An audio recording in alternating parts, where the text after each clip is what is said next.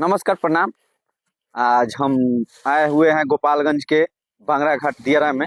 और आज हम देखेंगे कि यहाँ के किसान कैसे जी रहे हैं और कैसे सर्वाइवल कर रहे हैं। और यहाँ पे पता चला है कि तरबूज की खेती बड़े पैमाने पे होती है, कैसे खेती होती है और वो कैसे इसमें कितना इन्वेस्ट होता है और कैसे क्या होता है, आज हम जानेंगे। और किसानों से भी जानेंगे कैसे करते हैं और क्या क्या दिक्कतें आती हैं। तो चलिए आज हम एक किसान से मिलते हैं और उनसे जानते हैं हाल कि क्या है। आइए आज हम एक किसान से मिलते हैं और बात करते हैं और क्या कैसे होते हैं। तो आइए किसान भाई से बात करते हैं। नमस्कार सर। नमस्कार सर।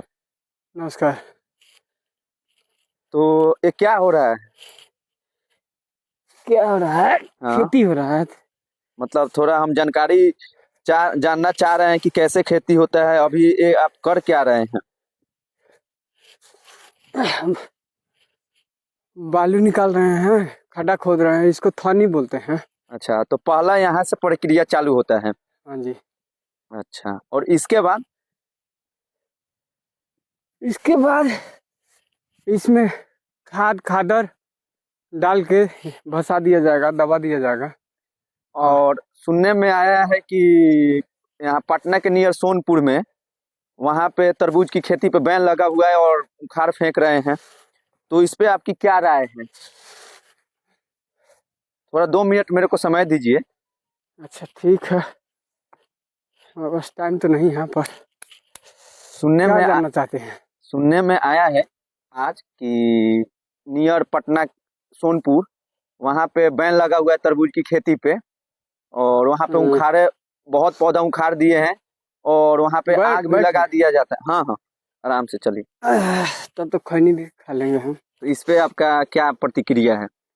सुनने तो हम भी हैं, आज ही सुने हैं कि ऐसा ऐसा हो रहा है, प्रशासन रोक लगा रहा है तरबूजा पर।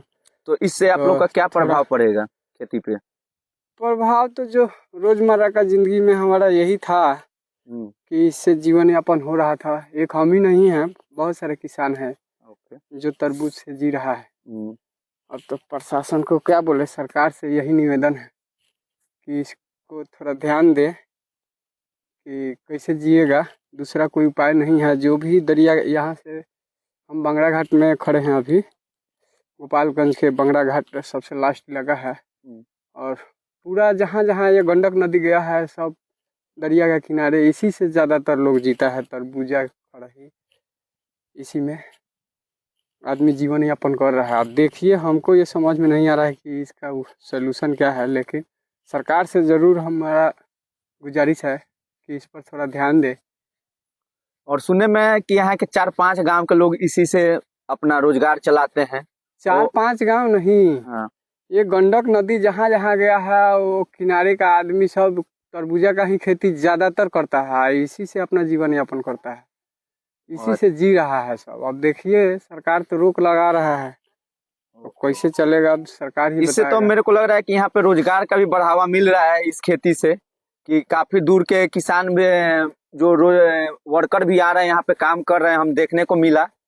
और इससे किसान का भी खेती चल रहा है, घर का गुजारा चल रहा है। तो मतलब अगर इस पे रोक लग रहा है तो एक बहुत बड़ा यहाँ पे रोजगार बंद हो जाएगा। आपका कहना में यही है?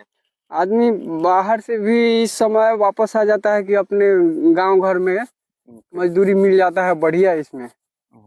तो उसको भी दिक्कत हो जाएगा, और जो रह रहा है प्रॉपर इसी के लिए, उसको तो और दिक्कत हो जाएगा। ओके। तो ये भी यहाँ के किसान ही हैं?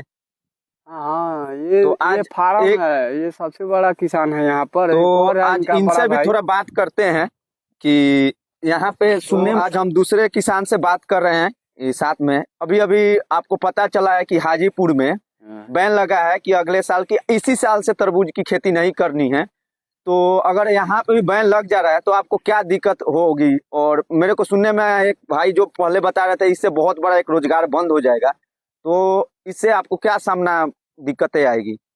बहुत दिक्कत आएगी। हम लोग इसी से जीते हैं, सब मेरा घर परिवार इसी से चलता है। तरबूजा से रोजी रोटी बंद हो जाएगा, बहुत इससे काम चलता है। सरकार को ऐसा नहीं करना चाहिए। ओके। और इसमें पता चला है कि पूंजी भी बहुत ज्यादा, पैसा भी लगता है। बहुत ज़्यादा पूंजी लगता है, हर एक खेती से ज़्यादा इसमें पूंजी लगता है, मेहनत भी ज़्यादा लगता है और ज्यादा रिस्क भी है, बहुत ज्यादा ही बहुत इसमें। ज़्यादा रिस्क है इसमें। सुनने में आया कि बारिश ओरिश मतलब एक बच्चे से भी ज्यादा हाँ, इसका ख्याल रखना पड़ता है। हाँ हाँ, इसमें छोटा बच्चा से भी ज़्यादा ख्याल रखना पड़ता है। ओके ओके, तो मतलब आप यही करना चाह रहे हैं सरकार से कि बैन ना लगाए, उसका कोई दूसरा तरीका ढूंढे और एक हम लोग को शिक्षित करे कि हम खेती कैसे कर पाए। हाँ हाँ, सरकार इसको बैंड मत करे। ओके ओके, ठीक है, धन्यवाद। तो ये खेती है और आइए आगे का प्रोसेस हम जानते हैं कि आगे का प्रोसेस क्या है। ये तो मेरे को जहाँ तक पता चला कि ये सेकेंड स्टेप है। फर्स्ट स्टेप में शायद ऐसे वो एक निशान लगाते हैं, जैसे आप ये देख रहे हैं, ये निशान लग रहा है और वो सेकेंड प्रोसेस बता रहे थे कि वो सेकेंड प्रोसेस हो रहा है। आइए आगे भी हम जानते हैं कि कैसे क्या होता है। अभी ये खेती में ये यूज होता है, इसके अंदर डालने के लिए पता चला उनसे पूछने पे। और आगे देखिए बहुत लंबा चौड़ा एक खेती हुआ है और इससे काफी नुकसान है अगर इस पे बैन लगता है, और एक बहुत बड़ा रोजगार बंद हो जाएगा और इससे एक बहुत सारे लोग प्रभावित हो जाएंगे अगर ये बंद हो जा रहा है। तो आइए आगे भी चलते हैं और पता करते हैं और किसानों से वहाँ का दुख। आइए एक और किसान से मिलते हैं और बात करते हैं कि क्या दिक्कतें सामना हो रही है अब ये बैन से। नमस्कार सर। नमस्कार। हमारे चैनल में आपका स्वागत है। आपका भी स्वागत है। हम जानना चाह रहे हैं कि अभी पता चला है कि सरकार बैन लगा दी है तरबूज की खेती पे और यहाँ पे बड़े पैमाने पे खेती हो रही है, आप देख सकते हैं। तो इससे आपका क्या प्रभाव पड़ेगा, और पता भी चला है कि यहाँ पे इससे बहुत बड़ा रोजगार जनरेट होता है। बहुत बड़ा रोजगार है, यहाँ पे कम से कम 2 लाख की आबादी में खेती हो रहा है और सरकार एक बैग कैसे बंद कर सकता है, उनको भी नहीं करना चाहिए, पहले बताना चाहिए उसके बाद करना चाहिए। और पता चला है कि ये जो आप यूज कर रहे हैं उर्वरक खाद कि इसी के चक्कर में बैन लगा है, तो इस पे आप क्या बोलना चाहते हैं कि इससे मतलब सरकार बोलना चाह रही है कि इससे पानी दूषित हो रहा है। ये तो अपना अपना नज़रिया है, देखा जाए तो यहाँ पे गेहूं धान भी होता है, उसमें भी ये सब हम लोग यूज करते हैं। और सरकार को अगर मना करना ही था तो पहले ही मना कर देता। ये अब इतना मेरा लग गया है 1,90,000 रुपया अभी तक लग गया है, तो ये हम कहाँ से भरपाई करेंगे। और पता चला है कि बहुत महंगा भी खेती है बताते हैं लोग, और बच्चे से भी ज़्यादा ध्यान रखना पड़ता है इस खेती में। हाँ हाँ, करना पड़ता है, बहुत बहुत एक एक चीज बारीकी से देखा जाए तो इसमें पहले इसको गड्ढा खोना जाता है, उसके बाद गड्ढा खोने के बाद फिर उसमें एक और गड्ढा खोना जाता है, उसके बाद ये देखिए अभी आपको दिखा रहे हैं, आइए इधर।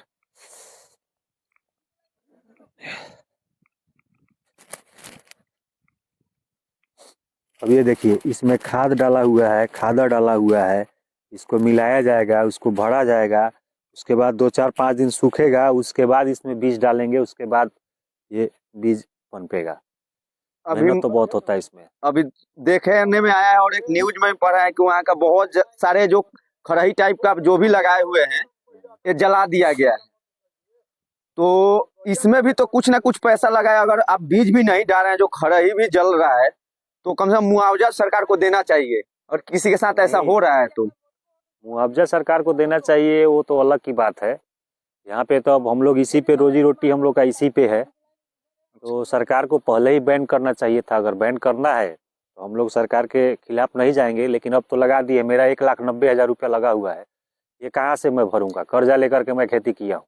और ऐसा भी तो हो सकता है कि अगर सरकार आपको शिक्षित करे कि कुछ और पैटर्न से खेती किया जाए जिससे कि पानी दूषित ना हो, कि और शिक्षित भी करे आपको कि हाँ आप खेती करो तरबूजा का, ये बहुत बड़ा एक रोजगार जनरेट कर रहा है, तो उसका भी आप लोग समर्थन करते हैं कि नहीं? हाँ करेंगे, सरकार अगर हमको अगर व्यवस्था सब देगी तो हम लोग क्यों नहीं इसको छोड़ देंगे, उसी से करेंगे हम लोग। ओके, धन्यवाद। और ये आगे का प्रोसेस हम देख रहे हैं कि कैसे क्या होता है। और आइए हम एक और किसान से बात कर रहे हैं, क्योंकि ये बहुत लंबा चौड़ा खेती है, बहुत महंगा खेती है। पता चला है कि बहुत बड़ा रोजगार जनरेट करता है और काफी खर्च हो रही है। तो हम हर किसान से उनका अपना तर्क जानेंगे। और आज वैसे ही एक और किसान से हम बात करना चाह रहे हैं। नमस्कार सर, आपका स्वागत है हमारे चैनल में। और मैं आपसे पूछना चाह रहा हूं कि आपको पता चला है कि हाजीपुर और उधर के आसपास के एरिया में तरबूजा पे बैन लग गया है, और ये जो खड़ाई लगा हुआ है पीछे हम देख रहे हैं, इसको जला दिया गया है। तो इससे क्या नुकसान है और आपका क्या प्रभाव पड़ेगा कि आप कैसे यहाँ का रोजगार बहुत बड़ा जनरेट करता है? बहुत प्रभाव पड़ेगा जी। मान लीजिए कि हम लोग का खेती है, हम लोगों का मेन खेती है यही है। हम लोग 2 लाख 4 लाख रुपया लगाते हैं, कमाते हैं, हम लोग रोजगार भी देते हैं, जौन भी खटता है, हम लोगों को भी इससे आमदनी होता है। इसी से हम लोगों का सब कुछ चलता है। आई बंद कर देगा तो हम लोग क्या करेंगे, कहाँ जाएंगे? इससे क्या प्रदूषित हो रहा है? इससे तो मिट्टी में हम लोग खाद हलाते हैं और खेती करते हैं। सरकार का कहना है कि जो आप यूज कर रहे हैं जो भी ये खाद, तो कि इससे पानी प्रदूषित हो रहा है। तो इस पे आपका क्या कहना है? तो मेरे मानने से तो हर चीज में यूज हो रहा है, तो आपका इस पे क्या विचार है? इसमें पानी से इसको क्या कोई ताल्लुक नहीं है। तरबूज का खेती से पानी में दूषित क्या हो रहा है? कुछ नहीं हो रहा है। और इनका कहना है कि हम लोग काफी लोग को रोजगार देते हैं। तो देखिए कि यहाँ पे काफी लोग, एक खेत में हम हैं जहाँ काफी लोग काम भी कर रहे हैं। मानिए कि ये बता रहे हैं कि अभी स्टार्टिंग है, तो यहाँ पे 3 लोग काम कर रहे हैं, तो 3 लोगों को तो रोजगार ये दे रहे हैं, खुद अपना घर चला ही रहे हैं, साथ में 3 लोग को और रोजगार दे रहे हैं। तो इनका कहना है अगर ये बंद हो जा रहा है तरबूजा या इस पे बैन लग जा रहा है, तो इससे काफी लोगों को नुकसान होगा। इनका कहना भी है कि यहाँ के आसपास के 10 गाँव इस पे निर्भर है, इस खेती पे। आप देख रहे हैं कि काफी खेती हुआ है, काफी तादाद में खेती हो रहा है। तो इसमें कितना लागत कितना लगता है खेती करने में? जो बड़ा से बड़ा किसान है ज्यादा मतलब वो खर्चा करते हैं। छोटा किसान है, मतलब मेरा कहना है कि एक छोटा किसान इसमें कितना पैसा लग जाता है? हम सबसे छोटा किसान है, फिर भी हमारा 2-3 लाख रुपया इसमें खर्चा होता है। अच्छा, तो मतलब अगर इस पे आके अगर सरकार बैन लगाए, आपकी खेती को नुकसान पड़े, जला दे, तो ये तो बहुत बड़ा आपके लिए नुकसान होगा। 2-3 लाख रुपया बढ़िया आदमी के लिए काफी है, आप तो एक छोटा मोटा किसान है। अभी हमारा 2 लाख रुपया इसमें लग चुका है। जो खादर हम खरीद चुके हैं, खाद खरीद चुके हैं, वो दुकान वाला लेगा। हाँ। चाहे खादर वाला लेगा। जब हमारा खेती बंद हो जाएगा, नहीं होगा तो। हाँ, तो मतलब इनका यही कहना है कि बैन ना होके सरकार इसका दूसरा तरीका निकाले। आइए हम एक और किसान से उनका तर्क लेते हैं और इस बैन पे वो क्या बोलते हैं, क्योंकि सारे किसान नाराज है और सबका गुस्सा फूटा हुआ है सारे किसानों को इस बैन पे। तो आइए एक और किसान से हम मिलते हैं और उनसे उनका तर्क लेते जानते हैं। नमस्कार सर, स्वागत है हमारे चैनल में। और पता चला है कि यहाँ पे बहुत पैमाने पे खेती होती है। हम गोपालगंज के बांगरा घाट में हैं और यहाँ पे बहुत तादाद पे खेती हो रही है। तो आपको पता चला है कि पटना के नजदीक सोनपुर और उधर के बैन लग गया है तरबूज की खेती पे, और प्रशासन वहाँ का तरबूज का खेती उखाड़ा भी है, तरबूज का जो बीज जमा था, और ये जो क्या खड़ाई है ये जलाया भी गया। तो इस पे आपका क्या कहना है? अगर बैन हो जाती है तो आपको क्या क्या दिक्कतें आएगी? दिक्कत ये है जो हम लोग किसान है इसी से जीते हैं। हम लोग इसमें खर्चा कर दिए हैं। एक किसान 1 लाख 1.25 लाख रुपया कर चुका है। अब इसमें और खर्चा लगेगा, और इसमें खर्चा लगने के बाद इसमें एक और एथी है जे जब बंद करना था तो इनको पहले इस पर बैंड लगाना चाहिए। यानी आप इनका कहना है कि खेती से पहले ही बैन लगा देना चाहिए था, ना कि खेती करने के बाद। तो इनका यही कहना है कि सरकार को जो बैन ही करना था तो खेती से पहले ही बैन कर देते। हाँ। और उसके बाद जब किसानों को बैंड करना है तो इसको DAP यूरिया को बंद क्यों नहीं किया जाता है? उसको बंद कीजिएगा, किसान नहीं ये खेती करेगा। हाँ, इनका कहना है मतलब कि जल दूषित हो रहा है। सरकार का कहना है कि जल दूषित हो रहा है, इसके लिए हम बैन लगा रहे हैं। तो इनका कहना है कि जब जल दूषित हो रहा है तो सरकार यूरिया और DAP को ही नहीं बेचता तो किसान नहीं खरीदते। तो इन्हीं पे इनका गुस्सा है। और हम आपसे पूछना चाह रहे हैं कि जो एक आपका ये जो खेती है, एक गड्ढा, मतलब ये तो थोड़ा ये है साफ गड्ढा देख रहे हैं, इसमें कितना का लागत पड़ जाता है एक गड्ढा में? एक गड्ढा में 30 रुपया 20 रुपया खर्च पड़ता है एक गड्ढा मतलब पर। शुरू से लेके जब तक तैयार होता है हाँ, तब तक 120 रुपया 25 रुपया का अब आसपास में बताइए पड़ता कि है। अब अगर एक गड्ढा इनका नुकसान हो जा रहा है, एक अगर यहाँ पे